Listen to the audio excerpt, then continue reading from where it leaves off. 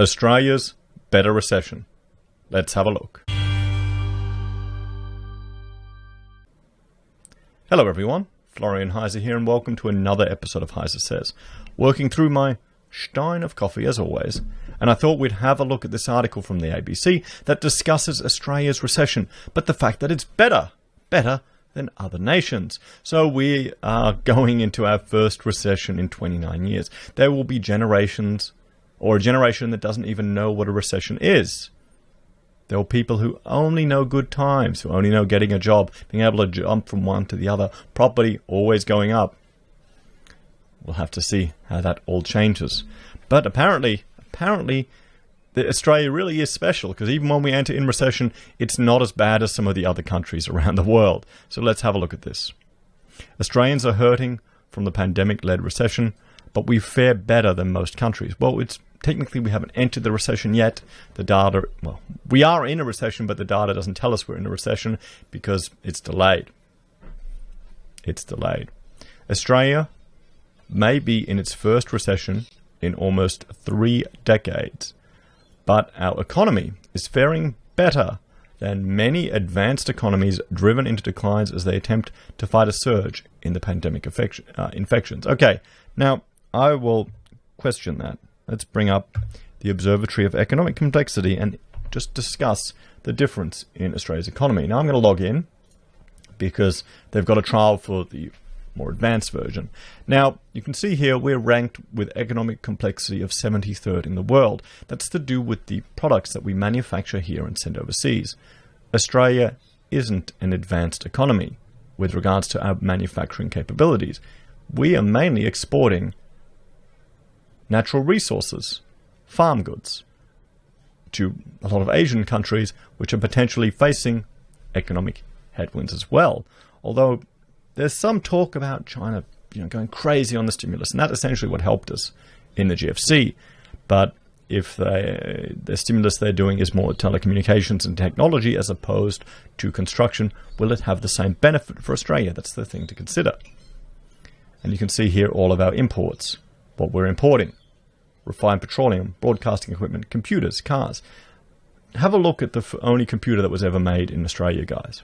When people are arguing for manufacturing needs to come back to Australia, just look at the only computer ever made here. Look it up on Wikipedia. It's not something you'd want to use. It's not something you'd want to use. So that's the thing to consider. We're not the same as other advanced economies. Sure, we have a high GDP, but let's compare. I mean, we're 73rd in the world. Let's look at Brazil, which is the other major iron ore exporting nation in the world, and compare their complexity to ours. They're 39th in the world.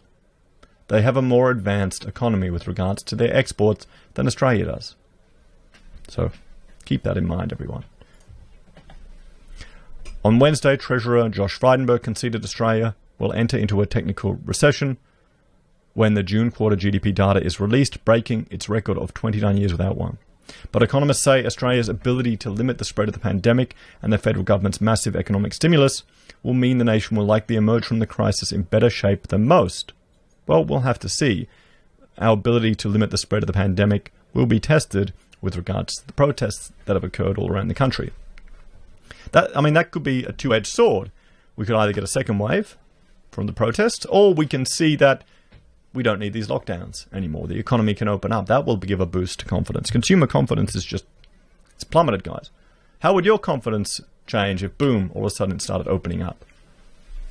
So that doesn't mean Australians aren't feeling immense financial pain, and economists point to 2 big risks for Australia. Firstly, what happens post-September when JobKeeper, the $1,500 fortnightly wage subsidy scheme supporting 3.5 million Australians, is removed, and the mortgage repayment holidays offered by the banks end? Those are the 2 questions. That's what everyone is questioning. Will JobKeeper evolve into UBI? Could you see that happening in Australia? Do you think Australia, with our tall poppy nation syndrome, do you think we'll be happy Gina Reinhardt getting a $1,500 repayment from the government? There's the question. Or do you think they'll just switch it off? We'll see. If they open up the economy in a month's time and gave time for things to get back up to speed, then they could decant off it quicker.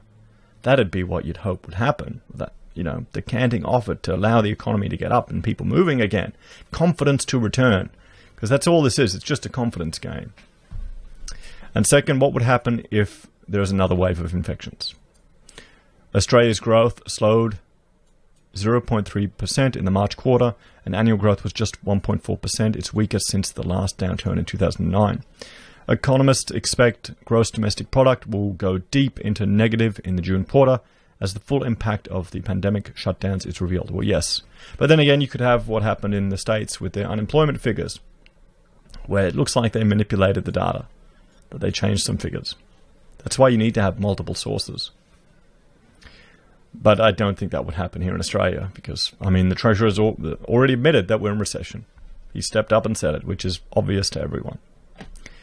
But as the Treasurer pointed out in a slide when the national accounts data was released on Wednesday, Australia's economic contraction is not so bad compared to those experienced overseas. We can see here. And he's right. He's right. Compare us. Look at China, -10. Italy, France have taken a hit. Even Germany, Canada, UK, the average of the OECD, the States, Korea, Japan, and Australia. But the biggest problem for us is China's hit, guys.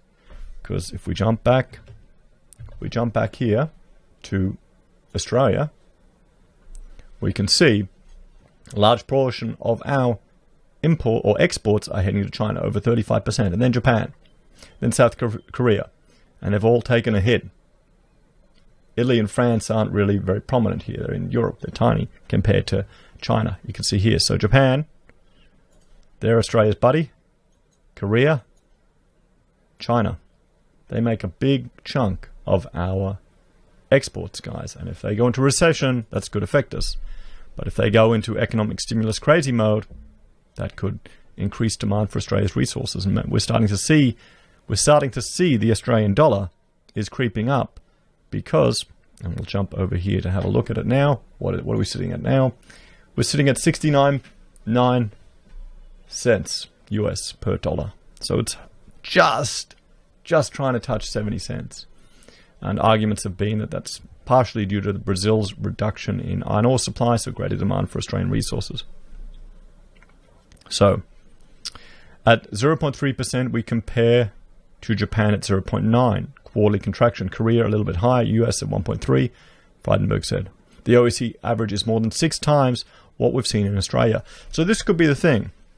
We could be experiencing bad, economic times here, recession, but because it's not as bad as other parts of the world, Australia could still appear more appealing. It's like this thing where people are buying bonds even though they're guaranteed a loss, but they've got less confidence in other investments. The chart shows Australia's relative performance in the face of a global, once-in-a-century pandemic. So lockdown leads to G7 in a deep recession. The economic impact of the pandemic has been far more severe in other nations that have struggled to control the spread of the pandemic and saw the death toll surge before lockdowns came into force. More than a third of the world's population has since been placed in some sort of lockdown to stop the spread of the pandemic, although many countries are slowly easing restrictions. I wish Queensland would ease their restrictions so you could go to the border. On April 14th, the IMF warned that all G7 nations, Canada, France, Germany, Italy, Japan, United Kingdom, and United States, had already entered or were entering into a deep recession. The IMF said because of unemployment shooting high in many countries, the pandemic-driven recession will be the most severe global economic downturn since the 1930s Great Depression. It said Australia's economy would likely be one of the worst hit economies in the Asian region, predicting it would shrink by 6.7% this year. The crisis has already provided far worse than the GFC recession of 2009. And even assuming the pandemic fades in the second half of 2020 and that policy actions taken around the world help prevent widespread bankruptcies and further job losses, the IMF still predicts disaster. See, here's the thing. What's going to happen is the government is going to intervene in the market. We're seeing this with housing. We're seeing this with housing. Housing is Australia's version of the Fed propping up the stock exchange. And they're going to do everything they can to do it. They're going to intervene in the market. They're not going to allow the businesses that need to disappear. They're not going to allow the fresh growth to come up because we're just not resilient anymore. Resilience isn't appreciated. It suggests that cumulative loss to global GDP over 2020 and 2021 could be about 9 trillion, greater than the economies of Japan and Germany combined. Since the IMF report, a number of economies have seen significant GDP contractions, with some already in technical recession. They include China, where the virus originated, saw its economy shrink by 6.8% in the first quarter of 2020. It was the nation's first economic contraction in more than 40 years. Japan's economy shrank 0.9% in the quarter, pushing the world's third largest economy into recession. In the US, economic activity contracted by an annual rate of 5% in the first quarter, the biggest quarterly decline since the financial crisis. The revised US GDP data on May 29 came on the same day as the US Labor Department reported that another 2.1 million Americans filed for jobless claims, bringing the 10-week total to more than 40 million. The Bank of England has warned Britain could be headed for the biggest economic slump in more than 300 years. It expects GDP to fall by 14% over 2020, which would be the worst recession since the Great Frost of 1709. Damn. In Italy, the first European country to impose a lockdown in response to the pandemic, entered into a recession in the first quarter, with GDP decreasing by 4.7%. It's also the country that had these Hug an Asian campaign. Remember that social justice campaign? Didn't seem very smart, did it now? In France and Germany are also both in technical recessions. French GDP fell by 5.8% in the first quarter, the biggest fall since 1949. Meanwhile, Germany's economy shrank by 2.2%. Overall growth in the Eurozone fell by 3.8% in the March quarter, and with the wider 27-country EU was down 3.5%, the sharpest decline observed since the series started in 1995. So the June quarter growth could dip by 10%. AMP capital economist Diana Mosina said Australia was faring well compared to other countries. We initially thought GDP growth would fall by around 10% in the June quarter, she said in a research note, but noted that it may be lower than they anticipated. Australia's relatively good handling of the pandemic and supportive economic policies will mean that Australia comes out of the crisis in better shape compared to many of our global counterparts. It's not just government policy responses that are contributing to a strong GDP number than most other nations. As Mr. Frydenberg pointed out, only a few mining projects experienced delayed final investment decisions as a result of uncertainty caused by the outbreak. GDP data shows mining business investment rose 3.6% in the quarter and 10.3% over the year, as more businesses spent on technological improvements and automation. Net exports contributed 0.5 percentage points to growth in the March quarter and somewhat softened the economic blow from large falls in travel and tourism and in household income. So can Australia keep its world-beating performance going? Well, here's the question, guys. Are we just going to... we're so in bed with China. We're so in bed with China, regardless of all the rhetoric we're hearing about trade. If there's demand for natural resources and we can supply them and they need them, they'll buy them. And that could prompt a continued drive in our economy. Could that save us again? We'll have to see. The government is hoping it can keep its relative world-beating economic performance going. Mr. Frydenberg has said he wants business to be at the heart of the recovery. But much depends on what happens to business investment in the non-mining sector and whether there is a second wave of the pandemic. Economists have warned the end of JobKeeper and mortgage repayment holidays means there could be a rise in business bankruptcies and people being forced to sell their homes. There will be a big hit to consumer incomes, Ms. Messina said, but the Reserve Bank could still support the economy via more quantitative easing. And the government had an additional $60 billion from JobKeeper savings it could use. I mean, here you go. It's just more intervention in the economy, guys. More intervention. There's just not the political will in Australia to allow the market to correct. There's not. There's never any. The federal government has already shown it is willing to spend more on driving activity in specific sectors. In an attempt to boost construction, it is giving eligible Australians $25,000 to build or substantially renovate their homes, and more stimulus measures are likely to follow. Massive policy easing will undoubtedly help the pace of the post-crisis economic recovery, she said. Global macroeconomic policy responses to the pandemic crisis have reached unprecedented levels, with direct fiscal stimulus measures totaling 5 trillion, 7% of 2019 GDP, she said. So I would like to see discussions around changes to legislation, changes to taxation, freeing the burden the state places on people, rather than direct intervention in sectors. Is anyone calling for that, guys? Any of our political leaders?